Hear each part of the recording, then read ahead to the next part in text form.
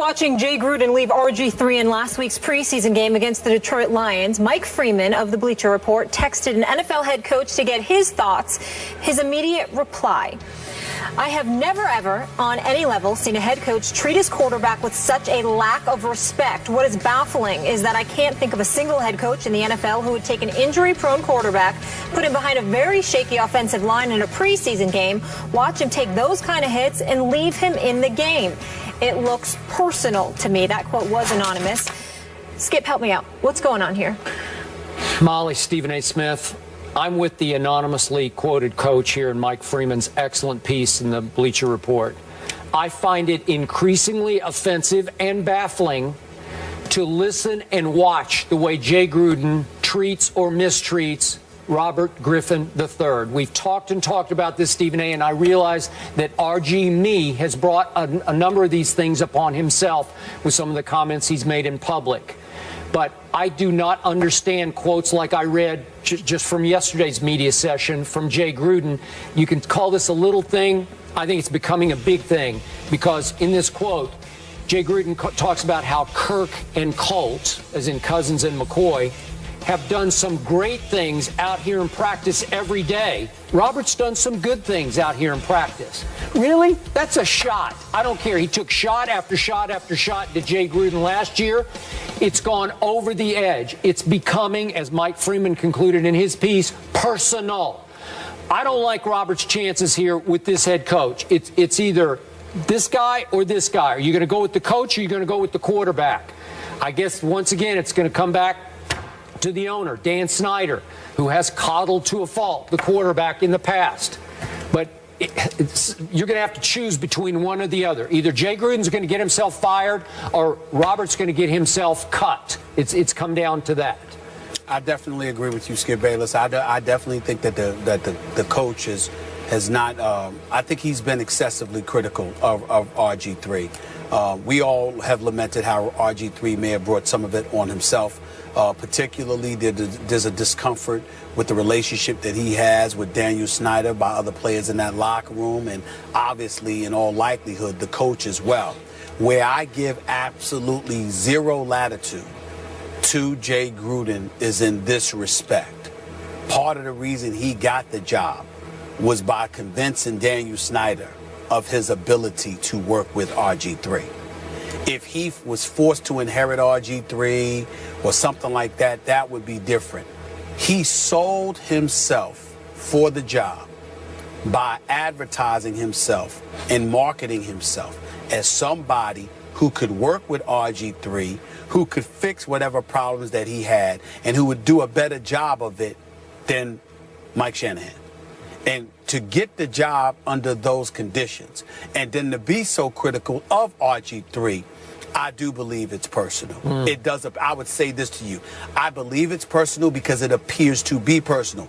If we're wrong, Jay Gruden has to own the fact that he has something to do with how it looks. I completely concur. And my bottom line to this is, if you step away from it, Robert has done more, achieved more at his position of quarterback in the National Football League in his rookie year than Jay Gruden has shown me as a head coach so far.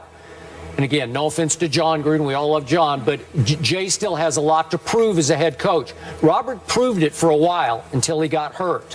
So I'm going to side with Robert here. Well, no disrespect, but Jay Gruden is no John Gruden. Not yet. Not yet. He hasn't proven it. Agree.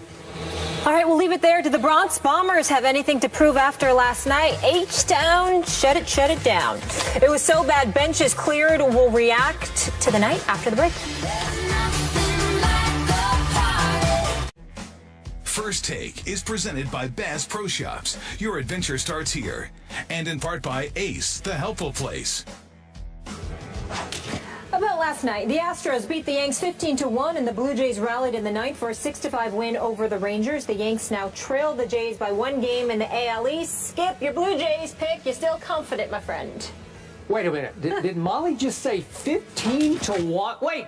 The New York Yankees lost 15 to legit teams don't lose 15-1. And by the way, my Blue Jays did have a miraculous top of the ninth rally at Texas to win 6-5. And I'm going to say to you, Mr. Smith, what Carlos Gomez yelled at the Yankees dugout and Joe Girardi. Just shut up about your Yankees. Just shut up.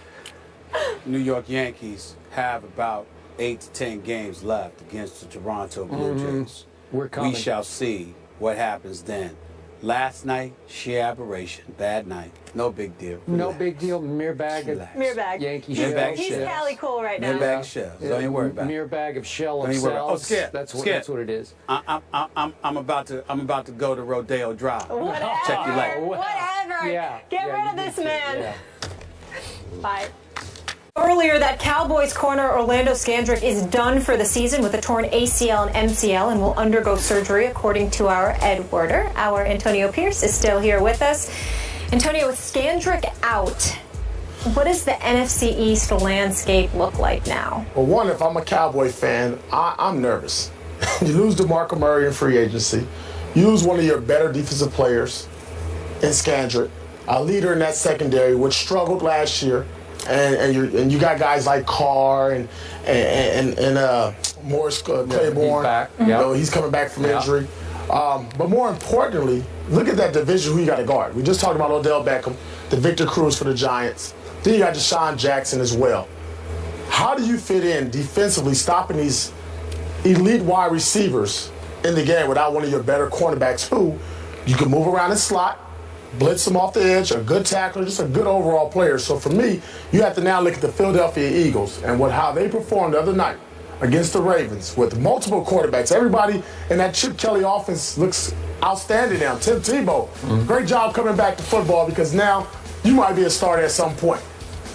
So to me, you got to look at the Eagles, what they did with DeMarco Murray, sign him, Ryan Matthews as well, bringing in Sam Bradford, who looks very comfortable in that system as the Philadelphia Eagles is being the favorite in the NFC East. Stephen A., we need some Cowboy hate. Skip Bayless. Yeah. As you know, just a few months ago, I looked at the Cowboys, looked at their personnel, looked at the fact that even though they had a couple of dudes who couldn't stay off the weed, I looked at all of these different things. I still said because of Dez, because of Tony Romo, because of the weapons, the requisite weapons that they had at their disposal, that the Cowboys would win the NFC East. But obviously, because it was so early, we both reserved the right to change our minds. Yeah. Today, I'm officially doing just that. I knew it. I'm rolling with the Philadelphia. I'm rolling with the Philadelphia Eagles to win the NFC East, and I reserve the right to change my mind on that because I might pick the Giants, who it won't be is the Dallas Cowboys. Because I believe, Skip Bayless, that the accident waiting to happen has and will continue to happen as this season progresses. That's what I think is going to happen. Now, when I look at the Philadelphia Eagles, let me just get this out of the way. Suspect on the changes that Chip Kelly made, no doubt about it. But improving your secondary, with the Byron Maxwell, with the Walter Thurman III, when you look at guys like that, maintaining my man Malcolm Jenkins, there's no question that I love what I'm seeing in that regard because I think that there's nowhere to go but up. Their defense was anemic. I think they gave up about NFL worst 72 plays of 20 yards or more. That's just bad. They had to make those corrections. They're going to make those corrections. I think about Sam Bradford. I'm suspect on his health, especially with those skinny legs of his. I think that he's right for the taking in the NFL. He certainly doesn't need to be running a read option, or he's going to see a lot more than Terrell Suggs in the very near future. But I'm going to surmise and assume all of these predictions are being made on everybody else for the Cowboys and everybody else for the Eagles being healthy. I believe with the Sam Bradford, with the DeMarco Murray and Ryan Matthews, with the Jordan Matthews, with Al Galore and those boys, with Huff, more so than Riley Cooper, with a Selleck and Ertz, with a decent offensive line, not as elite as Dallas's is, but nevertheless, definitely proficient enough. I think the combination of all of those things with a defense that's still going to be suspect, but vastly improved compared to what it was last year. I believe that the accident that is waiting to happen will not be Bradford going down and Mark Sanchez having to come in, but I believe that the Dallas Cowboys will have more of a problem than the Philadelphia Eagles are. I'm also predicting that Tim Tebow is going to make the team. I'm also predicting that Tim Tebow is going to come in there. The read option will be used with him, and I believe that Tim Tebow will find a way to make a contribution in Chip Kelly's system as well. So all of those things being considered, I'm saying that the Dallas Cowboys are going this way, and the Philadelphia Eagles are going that way. I agree with AP. And I reserve the right to hang in with my Dallas Cowboys. They still will win the NFC East. I'm going to say it again. I love Orlando Scandrick. I respect him as a player. It made me sick at my stomach when I saw Todd Archer's early tweet right straight from the practice field last night. But he's not Deion Sanders. He's just not. He's not Everson Walls. I'm sorry. And you know this better than anybody. If you have a deficient secondary, a shaky secondary, what is the best way to cover for said secondary? Rush. You rush the passer. And I believe that most people are underestimating what this rush is about to become. Now, Greg Hardy, it's going to be 4 games till he joins the fray here. And Rolando McClain, who might have been their best defensive player last year in the middle at linebacker, it's going to be 4 games. But Randy Gregory is leaping off my TV screen in these preseason games. He can flat out rush the passer. DeMarcus Lawrence, their second-round pick of a year ago, we saw in the playoffs he started to leap off your TV screen. And listen, Jeremy Mincey can rush the passer, and Tyrone and Jack Crawford can rush the passer. They've got a 2-deep rotation in the defensive front that is strong. And Sean Lee comes back at linebacker. God bless him. I hope he can stay healthy. Anthony Hitchens in the playoffs was all over the field making plays. So the front 7, I think, with Rolando McClain, once they get rolling after the first 4, and Molly mentioned their first 4 games, starting with your New York Football Giants, then they have to go. They have to go to the Eagles, and they get the Falcons at home, and they have to go to New Orleans. If they could get through that stretch 2-2, I think they would be off to the races. I'll take 3-1, but 2-2 would be just fine. And you still have the best offensive line in pro football. With who running behind him?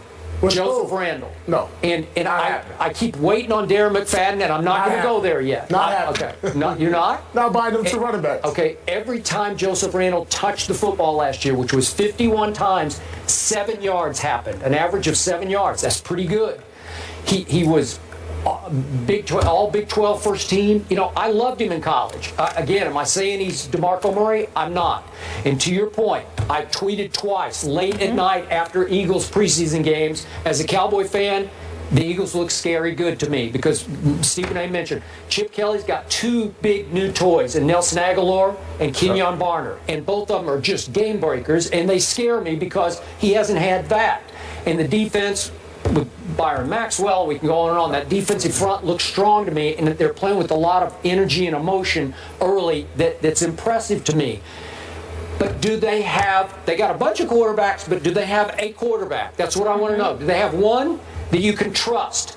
Stephen A., if it comes to Mark Sanchez, he is the ultimate accident waiting to happen. That's why I said Tebow. Okay. All right, well, it might be. And if I have to decide between, if it's Tebow versus my Cowboys, I'm going to be in a bind. I'm going to have a hard time. I must admit to you. That's what I love. I would sit there and go just like this. Yeah, you would. So what you gonna do, Skip? Yeah, and I might what you gonna do? Right What you gonna root for, Skip? I don't know. That's right. Know. And I'll be like this, hey, and then you'll come on the air the next day with your opinion. I'm like, no, you ain't allowed. We don't want to hear from you because you don't want to take. You can't pick between the 2. You have nothing to say. Nothing. That's what's going to happen to you, Skip. At some point, it's going to be Tebow against your Cowboys. And you got to make a call. And I'm just going to sit up there and look at you. What you got to say? What you got to say now? You know what? You might need to film that viewing. Right. You know what I would do, honestly? Turn off the TV. No, I would not. I grew up a Dallas Cowboy fan, and I remain a Dallas Cowboy fan, and I would pick my Cowboys. I would have to. Lies. I would. Lies. Nope.